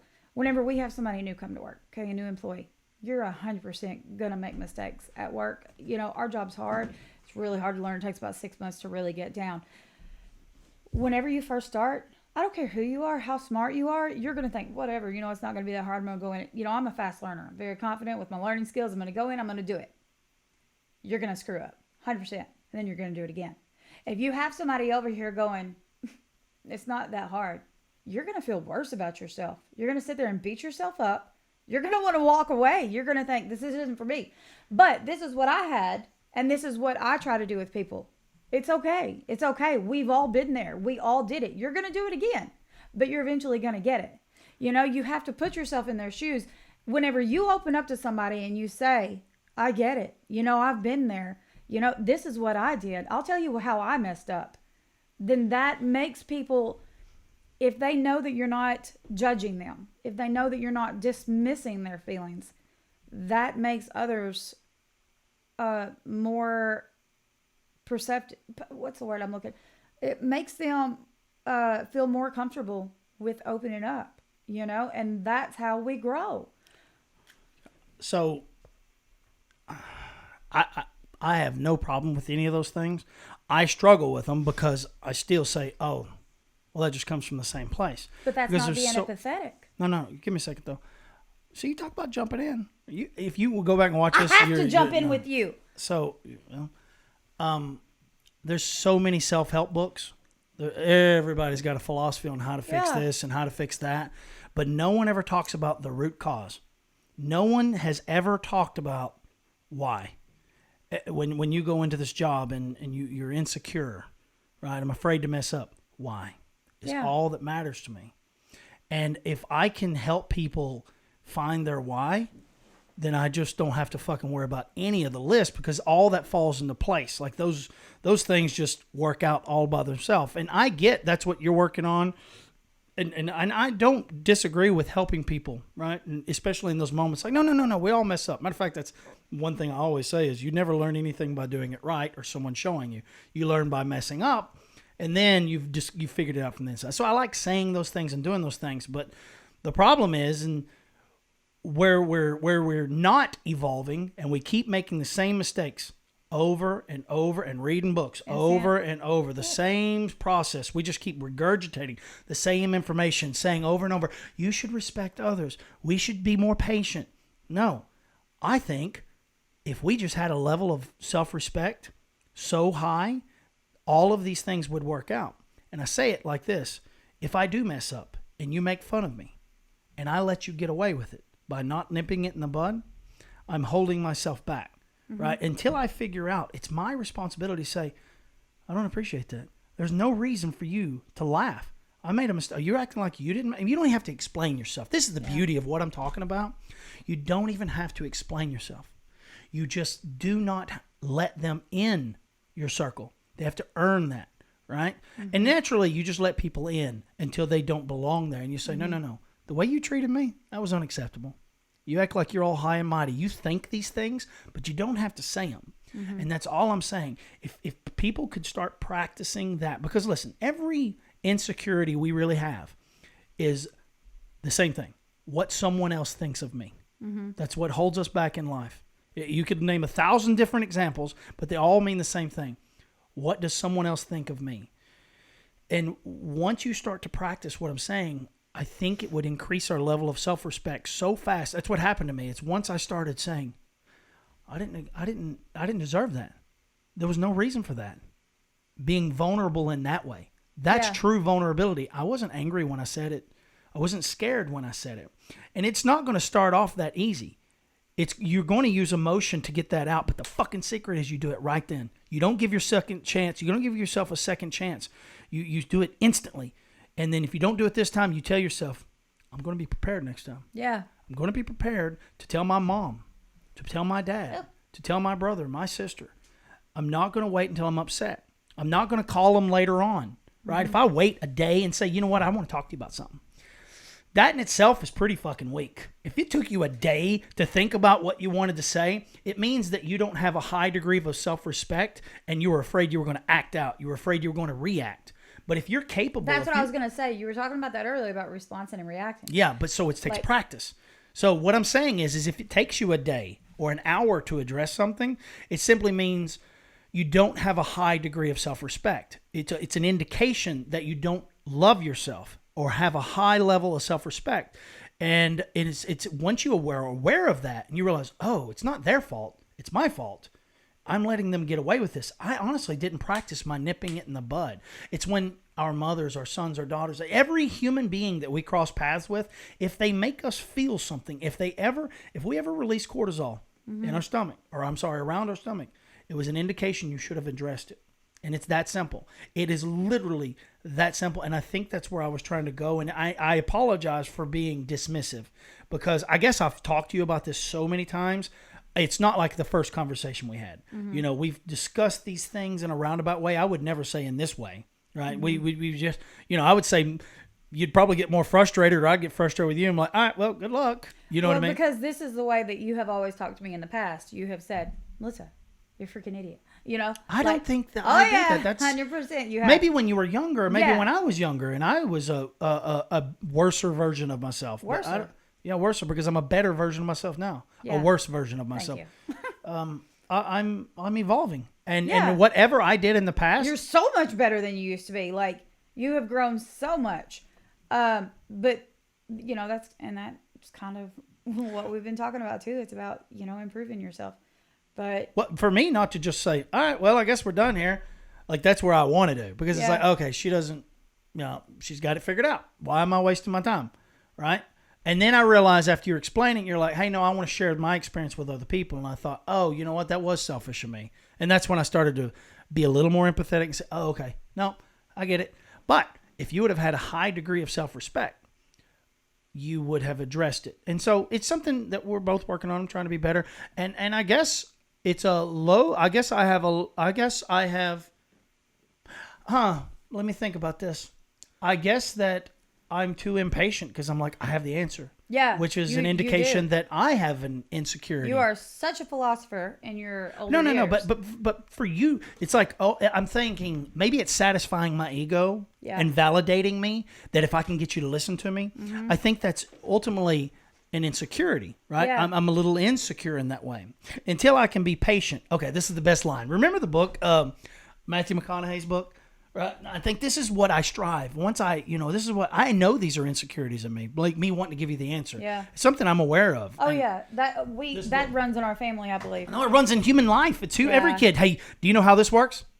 No, let me tell you. Yeah. I mean, people give you 1 second to think. You know what I mean? Because we're so insecure as a species. Yeah. This is everyone does this, but to what degree? Yeah. So I'm not horrible at it, but to some degree, I still have some flaws, and I'm still working on them. So that is an indication of my level of confidence. I think it could be measured. Mm-hmm. It's not on or off. It's, oh, you know what? I'm still lacking. I still have a desire to be right.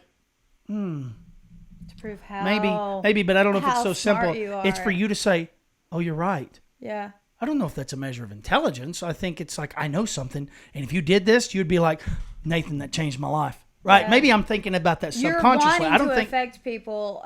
You're wanting them to have this awakening that you have. You're wanting to help them. Well, that's what you're wanting. You're wanting to help people too, right? Absolutely. Yeah, I know. Well, we do all these things for selfish reasons. Yeah. Listen, this book right here. So amazing. He goes to this guru. Do you remember when he hikes out and he'd had all this Hollywood success? He didn't know how to handle it. Yeah. Matthew McConaughey, by the way, the book Green Lights. He has all this crazy success, and then he finds out there's this guru out in the desert. He does his hike 10, 20 miles. He gets there and they say, well, okay, you can put your bags down here. Do you remember any of this? They gave him a room. I don't know. Okay, so he's looking for, I guess you could say, a shaman or, a spiritual figure. Yeah. And so they go for a walk. And they walk for hours. Matthew McConaughey is telling him every problem. Man, I got this and this ain't working out. And he's just unloading on this guy. Telling every negative that he's got going on in his life at the moment. And it was really, he was overwhelmed with success and he was just struggling with it. And they get done with the walk and they sit down and he goes, okay, listen, so what do you think? What's your advice? This is hours of him questioning this guru. And the guru sits there quietly and says, me too. I don't remember this. He was simply saying, it's all of us. This is normal. Oh, yeah. And I thought, wow, that was so enlightening to me. And it's something I know I struggle with. It's normal, completely normal. I don't know if I'll ever get rid of it. I don't think it's a bad quality. Like this, I struggle with this. I thought, okay, we should eliminate our egos. That's what's wrong with the human race. We all have too big of an ego.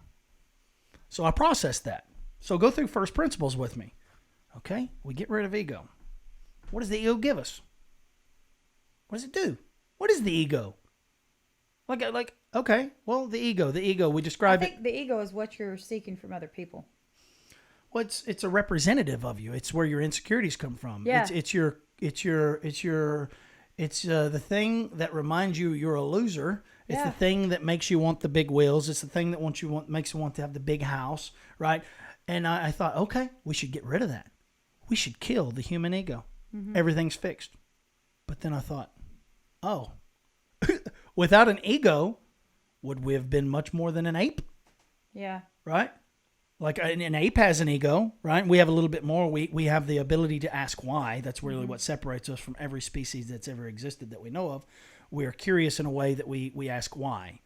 And maybe that's because we're aware of our consciousnesses in some level. I don't know. I hadn't really thought about that. But anyways, I was eliminating the ego, and I went through the process of first principles. What would happen if we didn't have an ego?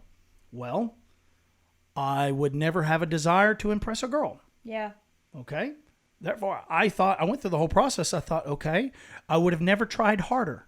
Mm-hmm. I would have never I realized I got all the way point. At the beginning, I thought spoken word wouldn't even exist if you went through the process of what happened if you got rid of the human ego. Yeah. Like societies are built on a desire. That's what ego provides for you. It's like, I feel threatened. They have something I don't, right? So the ego gives me this sense of wanting, needing, belonging, right? And so I improve my circumstances to be more socially accepted, right? And so so that's first principles. That's what it would do for you. It's like, okay, you go through the whole process of let's get rid of the human ego, and this is what would happen.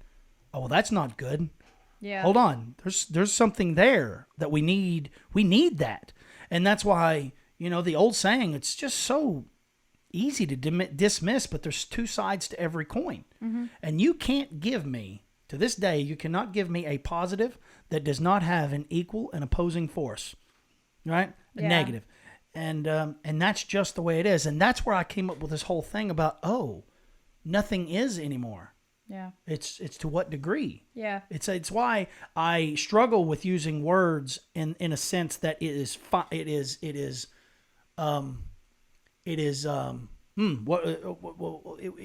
definite. Yeah. Things to me aren't definite anymore. It's to what degree? And I know I say that all the time, but once you know for yourself, you're going to be like, oh yeah, I don't think I should use those words in that way. I am confident. I am not. They are so convincing that it can disable you from seeking deeper truths. And does that make sense? And I think that's where I was trying to go. We talked about that. Like, just because a person tells a lie doesn't make them a liar. Mm-hmm. Well, it does make them a liar. But to what degree? Exactly. You know what I mean? Are they a pathological? That doesn't mean that's all they are, though. Yeah, exactly. Yeah. Yeah. And that's everything in life. They're angry. They're happy. Well, to what degree? Yeah. And why? Why? And so that's first principles, is using that why. Oh, well, it's because of the way they was raised. That's it? Well, why are they still like that? Yeah. Oh, they don't love themselves. They don't. You know how frustrated we get when we see someone being taken advantage of, like you just said. Why are they being taken advantage of? We could go to them and give them all the answers in the world, like, you shouldn't let them treat you that way. Yeah. Well, they know that. The cortisol that's been released around their stomach for however long they've been alive has been reminding them that. They're already aware of what a fucking failure they are. They don't need any help being reminded. It's like, do you know why you do that? But they have to reach that point themselves. We all do. We as a society. Like, everything that we've talked about is still something I'm working on. To what degree am I this or that? And so that's why I struggle when I say, well, that's contradicting, because these are two totally different opposites. Anyways, that's why I use that term a lot. But anyways, I think we actually ended up getting somewhere. I felt my cortisol levels went down. Yours were high for a minute. Have yours gone down? I haven't ever studied cortisol, so it's that stress hormone. Okay. It's the anxiety, I want to get out of here. To me, but I don't think yeah, you'll feel your neck go red. You'll feel your neck go red. It's the reason why this light's red. I just call that anxiety. Well, but why?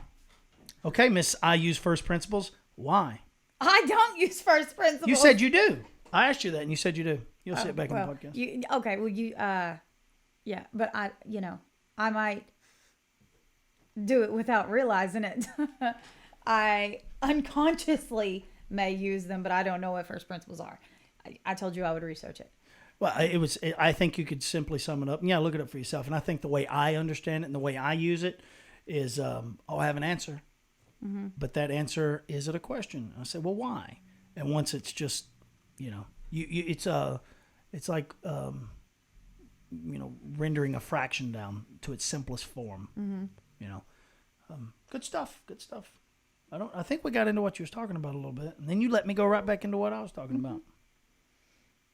I think we should stop and watch it back, see if we learn anything from each other, and I'll be the first to admit if I made a mistake. And I know I have. I already talked about the mistakes I've made. I am a little dismissive. Mm-hmm. And And maybe you think that I don't respect myself because I didn't say, shut your mouth. But that's not it. It's about trying to respect you and trying to be polite enough to let you say what you were saying. But that's not your responsibility. That's what I'm trying to get at. It's not your responsibility to respect me. That should come naturally. It's not a conscious effort you make. You have to make a conscious effort to respect yourself. Yeah. If I feel disrespected by you, it's my responsibility. That's where I know you don't quite. I know you don't. I don't even think you believe make everything me. so technical. It is. It is. It is difficult. It's complicated. We can never shortchange this process and say, "Oh, this is the reason why." No. It's always deeper than that. Much, much deeper. Because this is what our family does. We just talk over each other. It's not our family. It's every family. It's everybody. Well, whatever. You're being technical again. We don't talk over each other like we used to. Remember, we had a long conversation about this. That's why I've tried to sit here with my mouth shut and let you say everything you had. It's been a back and forth. Okay. I've given you long moments of quietness, and that's which is you. rare. You know, and people get on to me like, Nathan, you never let your guests talk. Well, it's their responsibility to say stop. I even say in the beginning, tell me to stop, because I won't. If you give me a second, if you don't have and what I'm saying is, if you don't have a high degree of self-respect, I'm going to railroad you. And you'll notice the people that come on and stop me, they don't have to stop me. Carly stopped you. I was like, go girl. But I know. Do you understand? I sensed it. I didn't have to say anything. Do you understand what I'm saying? She did say something. But she didn't have to. Okay. Yeah, and if she did, she said, let me finish. She didn't have to get mad. She didn't have to use emotion. I'm not saying get I don't know mad. what she used. But I respect that because she showed me I respect myself enough to tell you to stop. That's important. Yeah. And that's really, really important. It's what I know. You're so smart. You struggle with it. It has nothing to do with intelligence. Whatever. You're so Nothing wise. to do with intelligence. It's curiosity. I read a quote the other day. It's not a quote. You're not curious anymore. You just know. Yes, I am. I'm obsessed with curiosity. I don't know shit. This is what I've learned. The more I've learned, the more I've realized I know nothing. Because now I'm starting to get in so deep, it's like, oh my God. Now nothing's true anymore. Nothing's true. I don't even know what truth is anymore. Like I used to think I believed in things. And then when you keep going, it becomes anything's possible. It's infinite. It's crazy once you get going. And so there was the old saying, it says, ignorance is bliss. Mm-hmm. It's from a poem, whatever, I can't think of the name of it, but ignorance is bliss, 'tis folly to be wise. Meaning it's a lot of struggle comes with understanding and learning and developing and becoming wise. Yeah. Wisdom comes at a price. And it's about balance and figuring out, oh shit, how far do I need to go down this? Like I'm becoming wise to the world and some of the ways of the world. And it's like, oh shit, the world is dark. Yeah. Like it's really fucking dark. And I say, well, why? Well, I could get you really quickly. Lack of self-respect. And I don't know what else to call it because that's where as far as it went. I keep going, well, why? Oh, well, maybe it's parenting. Why do we have a lack of self-respect? Well, maybe if we worked as parents to say, you know what, if we would encourage our children from birth. Said this. I know it, but I was using the process. Yeah. You know. And well, why do they do it? Why do our parents do it? Well, because their parents did it. Well, why? And now you're at the answer. Now you're at the first principles. Because my parents did it, their parents did it. Now it's okay. Where do you go? It's like, okay, as far as I can go. We understand what the problem is. This is the root cause, and now we say we have to break the cycle. Mm-hmm. We have to be responsible for changing the future. Absolutely. Like people that come from these horrible childhoods and everything, they can either make the decision to keep going like that, or they can say, no, this isn't okay. I'm about to break the cycle right here. This isn't okay. I'm going to change things and I'm going to raise my kids differently. That's what I try to do with Caden. That's what you've tried to do with them. We were raised totally different. And I think we had amazing parents, and I'm so thankful for everything that they did. But I think some things backfired. I feared my parents. Yeah. And I look at it now, so I should have never. Well, I wasn't sheltered. They tried to protect me and Elizabeth, and it backfired. Hold on. I want to clarify, not really. Everybody turned out fine. Yes, there are some hiccups. Yeah. We had the greatest parents on the planet. There's not one parent out there that I would trade with. No. But it's important to recognize our parents are not infallible. Yes. They are fallible. Well, we learn from their mistakes. We say, okay, this is where I think that they made a few mistakes and I'm going to not do this with my kid. Mm-hmm. That's the reason I'm so open with Caden. And it's what every parent says. I'm not going to make the same mistakes as my parents. And they'll usually swing the opposite way. I didn't get anything. I'm going to give my kid everything. Yeah. Well, those are both bad. Yeah. It's there the is spectrum. no rule book. That's it. We try to. All you can do is try to do. You know the what? best. There is a rule book though. It's like this. The level of self-respect I'm talking about is this. Why? I'm going to tell you. When my child wants something, game time, right? Let's just say my child as an example. When our children want something from us, this is the power of the level of self-respect I'm referring to. And see if you can relate to this. Our child wants something, and we can't afford it. We know it's not right for them, and they give us a guilt trip. Mom, right? And they guilt us. We start to feel bad. Yeah. Why? I can't tell. I went through that. When Caden's We all go dad through. stopped. We all go through. Well, when he stopped, when he. Well, you go through it all the time and everything. I went through this thing because his dad had more money. He was able to give him this. He was able to give. I would beat myself up. I went through that. Well, that's just one example. Yeah. Like he wants to go somewhere. No, Yeah. it's too late. Yeah. Mom, please, go leave, right? And then I'm using you as an example. I've got my own kids. When Brennan, for instance, Brennan calls last night or not before last, like, come on, buy me some food. I was like, why?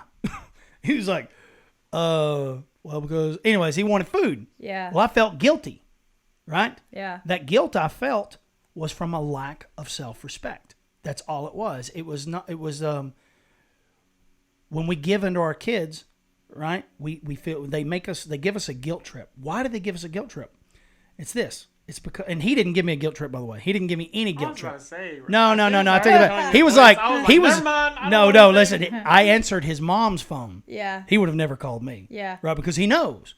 Because he would have, and he didn't try to guilt me. He didn't say anything. But I can say this: I questioned, should I have given in?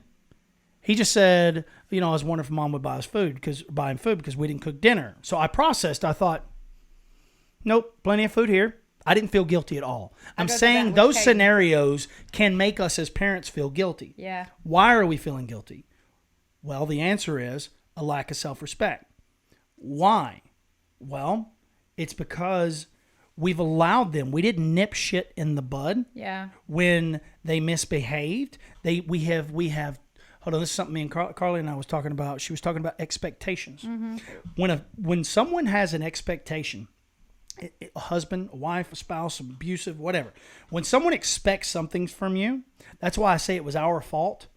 When someone takes advantage of us, it's because they expected it. Mm-hmm. Why did they expect it? Because we conditioned them to believe they deserved it. Yeah. Because when we didn't want to give in, they guilted us. Yeah. And we gave in because we had a lack of self-respect. We didn't have enough self-respect to say, no, you don't get any more money. No, you're coming home at this time, right?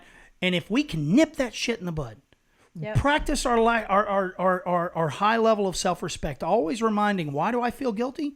Oh, it's because I've conditioned them to expect something. That is my fault. Yep. And if we let them get away with it, you know what we do? We resent them. That's what and I was we hold about them to accountable. say.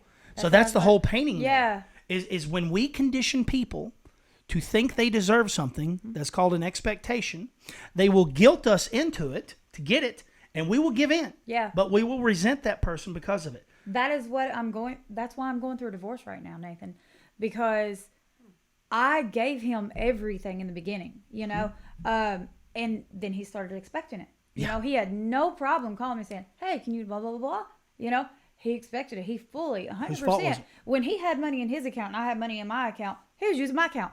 And I finally said, you know what? No. I'm just saying,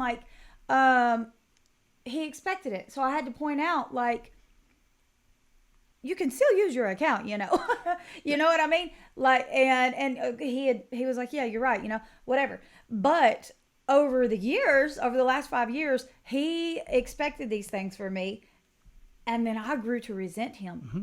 That's it. So when I'm the one that made him that way. I turned him into that monster. You conditioned him. I gave him everything. We condition everyone. Yeah. Our bosses, employers, our children, our you mothers, go in, gung-ho, our mother this, and father. Our mother and know? father. It's why so many young men struggle with their fathers because you want to impress them. Well, hold on. Yep. We don't. Hold on. Yeah, it's complicated, You want but them but to but be it's from proud a of you. yeah. You're right. But it is. But first principles has taken me to why. I could go through a dozen whys, but I've already been through them. So I'd shortchange the process and say, oh, it's a lack of self-respect, which isn't equal to a lack of self-love. You want them to believe that you are valuable. Why? You know what I mean? We could go through it. Anyway. But that's it. That's why I was. You want them to believe that you are valuable, whether that's to a boss, a parent, a loved one. It doesn't matter. We want to be validated. Yeah. Mm-hmm. Yeah. Because we don't love ourselves enough. These things. Well, and how do we fix it? Well, I have a formula for that. You take action. Yeah. You tell yourself, I'm doing this. The next time, I'm never going to let it get to a point. Maybe I feel guilty, but I'm going to address it. Yeah. And as I address it, they'll say, maybe they get mad, but let the anger pass. Let the emotions pass. Give it time. They will love you more. Yeah. People will respect people that respect themselves. 100%. That's the beauty of what I'm saying. Yeah. If we can, like what I'm saying is, hey, yeah, sure, great. It'd be nice if everybody respected themselves, but that's not the reality. Mm-hmm. What needs to happen is, no, I respect me. Yeah. Enough to not lash out, but not allow you in my circle. Yeah. Anyways, I got to pee. I think it's a great time to cut it. I think we got into something good there. I'm glad we ended on a good note. Mm-hmm. I love you. That's cute.